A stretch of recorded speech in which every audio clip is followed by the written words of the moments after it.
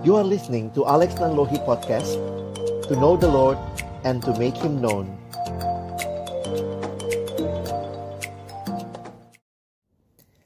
Ya Tuhan, tolong kami ketika bersama-sama akan kembali membuka firman-Mu. Bukalah hati kami, jadikanlah hati kami seperti tanah yang baik, supaya ketika benih kebenaran-Mu ditaburkan, boleh sungguh-sungguh berakar, bertumbuh, dan berbuah nyata di dalam hidup kami.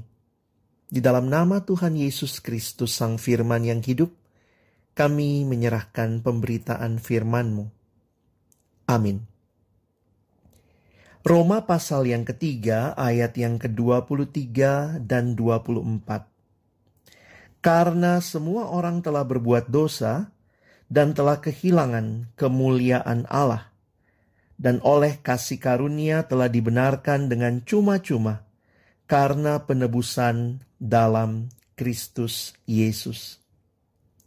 Kekristenan bukan sekadar agama yang berisi hanya ajaran-ajaran dan ritual untuk dilakukan. Tetapi kekristenan berbicara tentang relasi yang hidup dengan Yesus, yang adalah Juru Selamat dan Tuhan satu-satunya dalam kehidupan ini. Karena itu ketika kekristenan boleh dinyatakan, ini berbicara lebih jauh tentang kabar baik, kabar sukacita yang menjadi pengharapan bagi seluruh dunia. Jika kita mendengar apa yang disampaikan oleh malaikat ketika kelahiran Yesus di Lukas pasal yang kedua kepada para gembala, maka malaikat berkata, inilah berita kesukaan besar untuk seluruh bangsa.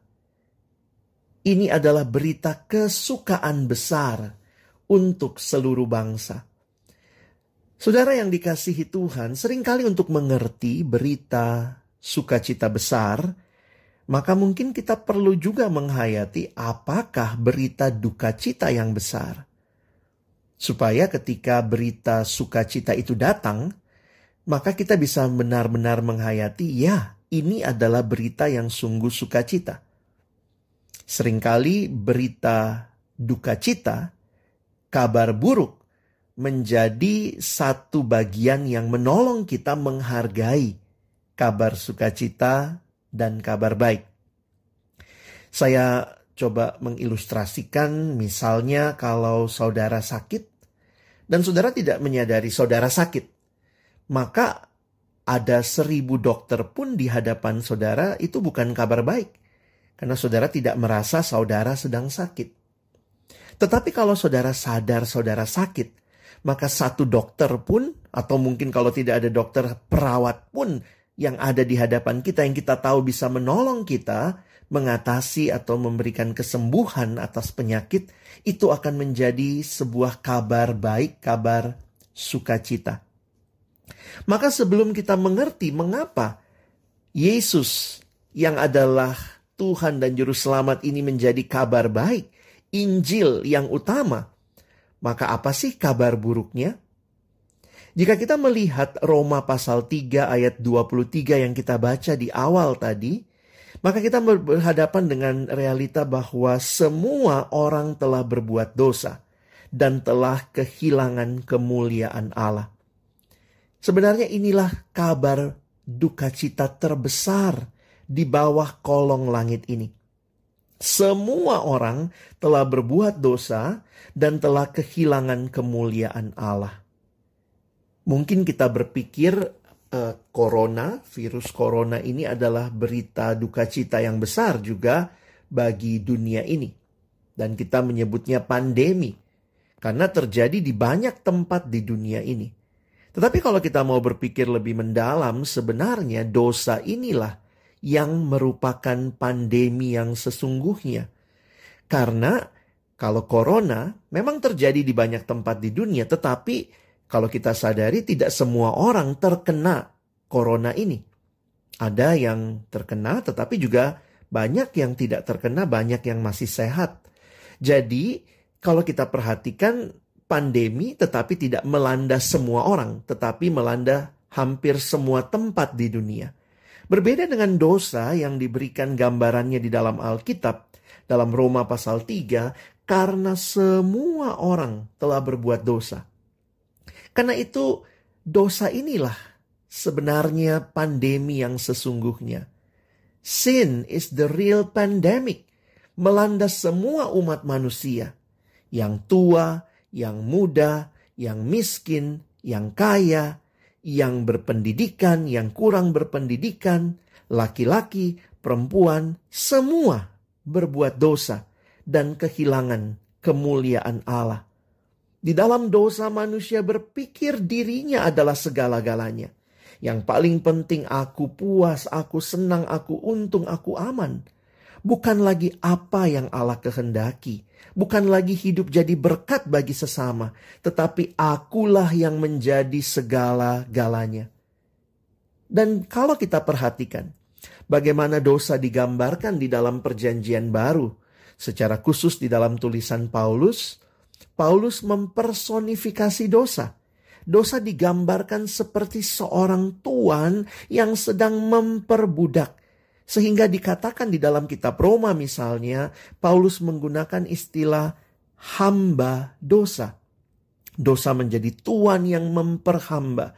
Hamba adalah seorang yang tidak punya hak atas dirinya. Hamba hanyalah melakukan apa yang diperintahkan tuannya. Dan inilah gambaran yang diberikan. Manusia diperhamba oleh dosa. Manusia melawan Allah. Melakukan bukan apa yang Allah kehendaki. Dosa menyusup perlahan-lahan. Manusia berontak kepada Allah secara sadar. Terjadinya memang pelan-pelan. Sehingga seringkali kita tidak menyadari dampaknya yang menghancurkan. Manusia mulai kehilangan rasa hormat terhadap diri sendiri.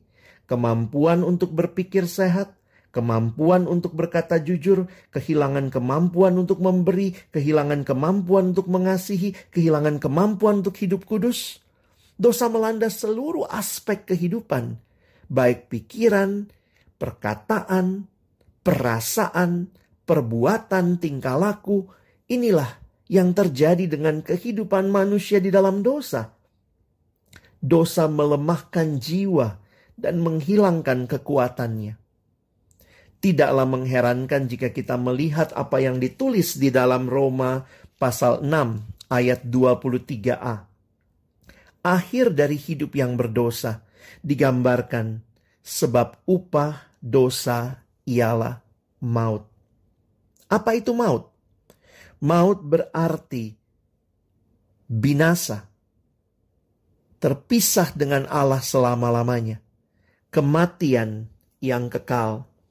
Inilah akhir cerita dari bad news yang benar-benar bad, saudara ya. Benar-benar berita buruk bahwa manusia yang jatuh di dalam dosa adalah manusia yang pada akhirnya akan berujung pada maut. Apa yang menjadi good news yang bisa kita lihat bersama-sama sebagai pengharapan kita? Bagi orang-orang yang percaya pada Yesus, kematian bukanlah cerita terakhir kita. Binasa bukanlah cerita terakhir kita. Seringkali kalau kita menghafal ayat, membaca ayat, kita seringkali hanya membaca bagian tertentu tidak sepenuhnya. Demikian juga dengan Roma pasal 6 ayat 23. Seringkali kalau ditanya, coba sebutkan Roma 6 ayat 23. Maka kita menyebutkan sebab upah dosa ialah maut. Tidak salah, tetapi tidak utuh. Karena Roma 6 ayat 23 tidak berhenti hanya di sebab upah dosa ialah maut. Itu Roma 6 ayat 23a. Mari perhatikan bahwa ada bagian B dari ayat ini. Sebab upah dosa ialah maut, tetapi karunia Allah ialah hidup yang kekal dalam Kristus Yesus Tuhan kita. Puji Tuhan, saudara jangan cuma hafal kabar buruknya. Sebab upah dosa adalah maut. Itu kabar buruknya. Mari kita ingat kabar sukacitanya. Tetapi, kata Paulus di dalam Roma 6 ayat 23 bagian B. Tetapi, karunia Allah ialah hidup yang kekal dalam Kristus Yesus Tuhan kita. Puji Tuhan, bagi orang yang percaya, akhir kisah kita bersama Yesus adalah kisah kehidupan yang kekal. Bukan kisah kematian kekal, bukan kisah maut, tetapi hidup yang kekal yang diberikan hanya di dalam Yesus Tuhan kita. Karena itulah kekristenan berpusat pada pribadi Yesus, bukan hanya pada ajaran. Kita tentu mengikuti ajaran Yesus, kita ikuti ritual-ritual, tetapi kekristenan berbicara relasi kita dengan Yesus yang menyelamatkan kita dari dosa. Jika kita buka hati, kita terima Dia dalam hidup kita, maka kisah kita tidak berakhir di kematian kekal, tetapi di dalam kehidupan yang kekal. Itu juga yang sebenarnya sangat jelas kita baca tadi di Roma pasal 3 ayat 24. Sekali lagi, kalau kita membaca, mari membaca dengan utuh. Seringkali kita hanya baca Roma 3:23.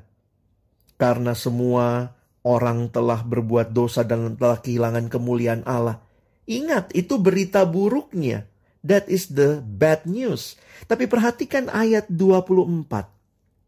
Dituliskan, dan oleh kasih karunia telah dibenarkan dengan cuma-cuma karena penebusan dalam Kristus Yesus. Puji Tuhan, ini good news. Ini Injil, ini berita sukacitanya. Semua telah berdosa, tetapi di dalam Kristus kita memperoleh penebusan yang kekal, yang indah, yang menjadikan kita baru.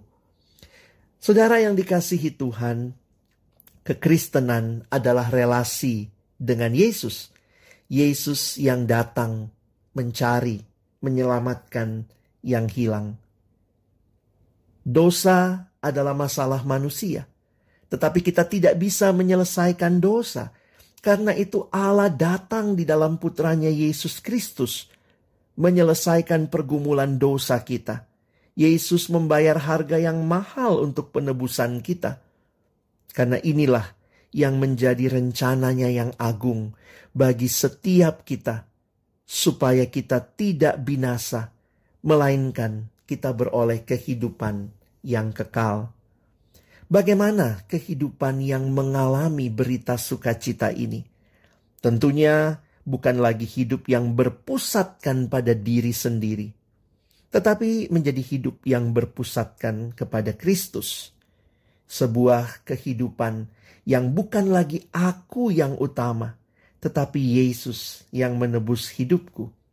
Ada kehidupan yang berbeda, kehidupan yang bukan mengikuti dunia, berbeda dengan dunia, menjadi kehidupan yang boleh memuliakan Allah.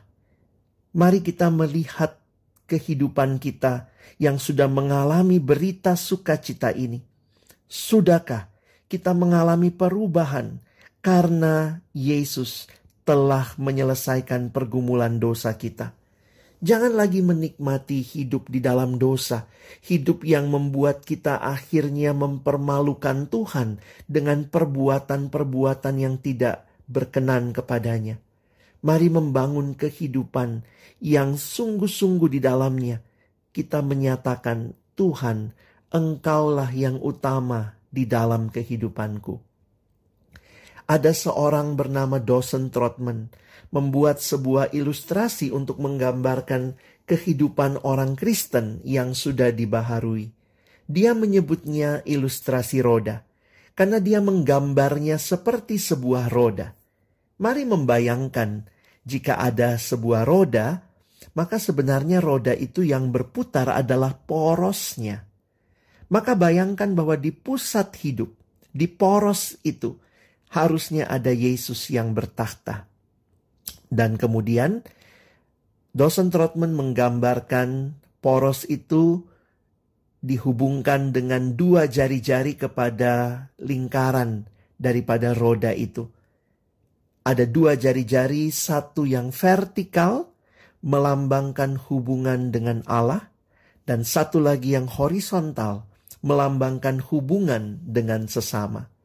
Hubungan dengan Allah, kita berbicara kepada Allah, itu disebut doa. Dan Allah berbicara kepada kita melalui kitab suci, melalui firman-Nya. Karena itu kehidupan orang Kristen yang taat, yang ada Kristus di pusat hidupnya harus terhubung dengan Yesus. Di dalam relasi vertikal, di dalam doa, dan di dalam firman. Mari kita memberikan waktu-waktu terbaik kita untuk berdoa kepada Tuhan, berelasi dengan Dia, dengar-dengaran akan firman-Nya.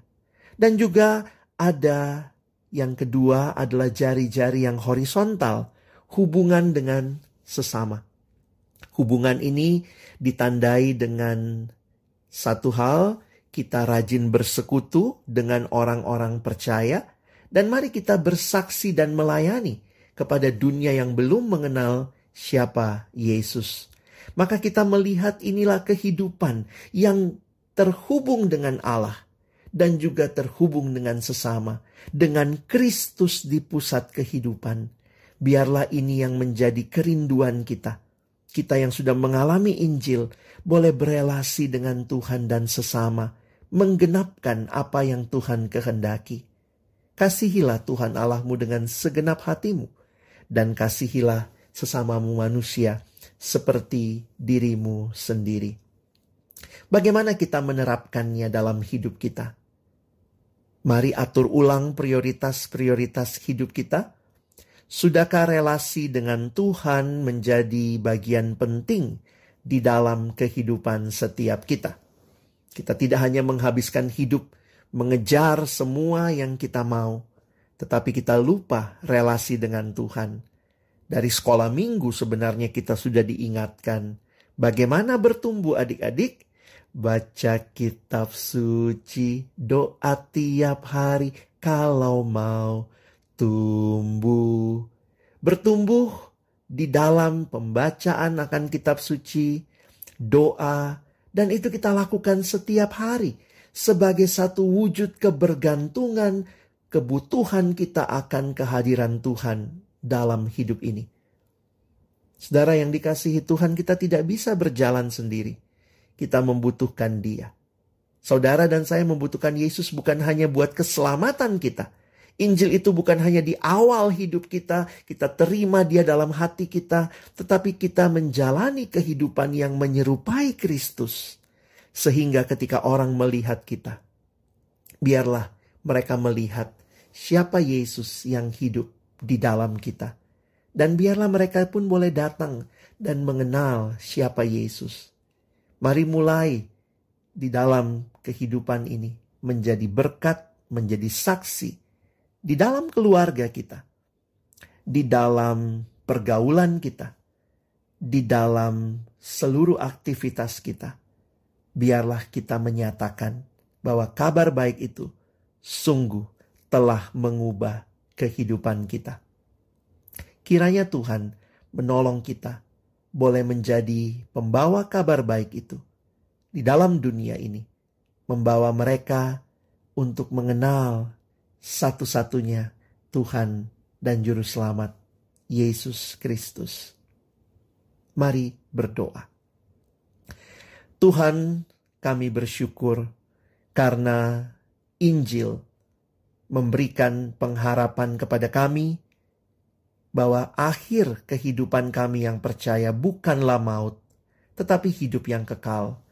Dan itu juga kami mau alami dan hidupi dalam keseharian, bahwa sungguh Engkau hadir menolong kami, hidup makin serupa dengan Kristus, makin menyatakan Yesus yang hidup di dalam diri kami. Terima kasih banyak ya Tuhan, kesempatan seperti ini kiranya menjadi komitmen dalam hati setiap kami, untuk kami mau membangun relasi kami dengan Tuhan, membaca kitab suci, berdoa, bersekutu, dan juga bersaksi. Tolong kami bukan cuma jadi pendengar firman, tapi jadi pelaku-pelaku firman-Mu. Dalam nama Tuhan Yesus, kami bersyukur, kami berdoa. Amin.